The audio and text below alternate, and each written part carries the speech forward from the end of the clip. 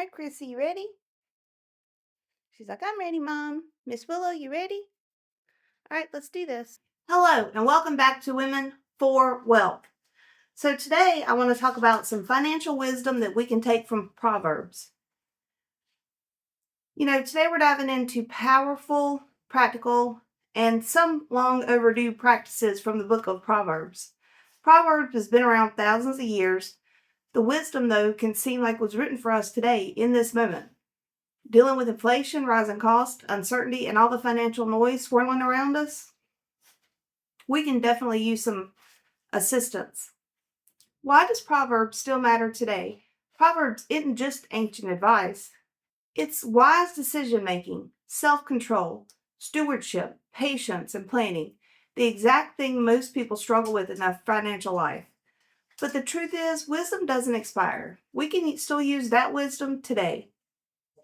The principles that build wealth, stability, and legacy thousands of years ago still apply today. Even though the markets are different, things have changed, the basic principles are still the same. So let's dive into these. Number one, planning, patience, and prudence. Proverbs teaches us that a wise person prepares, the disciplined person plans, and the prudent person avoids unnecessary risk. This is all about being intentional, not reactive with your money. You want to be intentional with every dollar you spend because I'm sure you're like me. You work hard for your money, so make your money work hard for you. Number two, prepare for life's winters. One of the things I like to jokingly say is it seems like Murphy piles up in the spare bedroom and just won't leave sometimes. Murphy's Law is going to happen. Life's winters are going to happen. We all go through cyclical phases of our life in multiple different ways.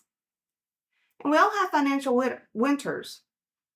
Some of these things can be not self-imposed, such as job loss, surprise bills, health issues, or simply seasons where the expenses arise. We're going into winter now. My heating bill, I'm afraid to look at. You can see I'm wearing a shirt over my other shirt because I would rather double up on clothing than cut my heat on.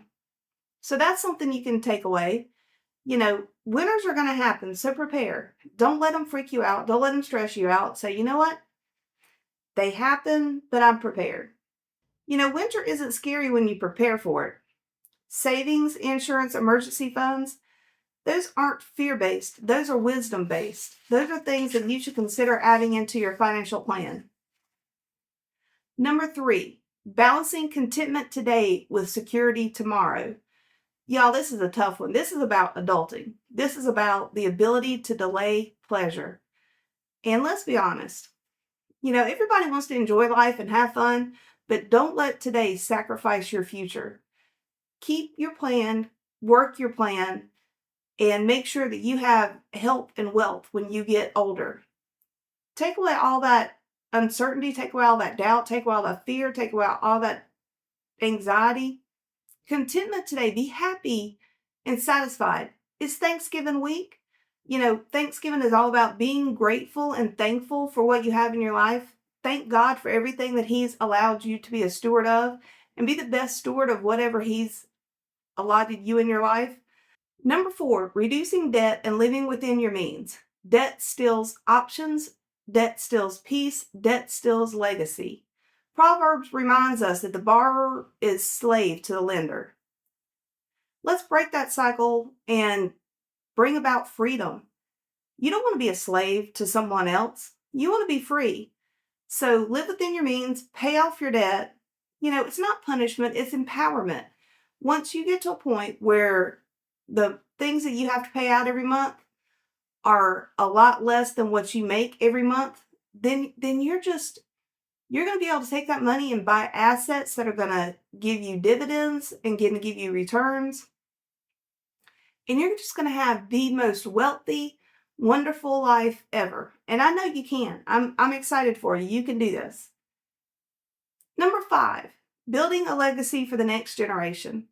Legacy isn't just about money. It's about stability. It's about freedom. It's about giving your children and your grandchildren a foundation to build on instead of, giving them a mess to dig out of or giving them no education, no wisdom. Women carry so much influence with our kids. We don't realize it a lot of times. But women aren't educating themselves about financial literacy. And so they're not educating their children. And their children want to learn. Trust me. Giving your child an allowance where they have to work, they have to earn money, and then, if they want to get something big, going back to number three, commitment doesn't mean settling. Commitment means that you are committed to your future. And delay that gratification, save money. If your kid wants something big, make him or her save for it. You're teaching them so many life skills.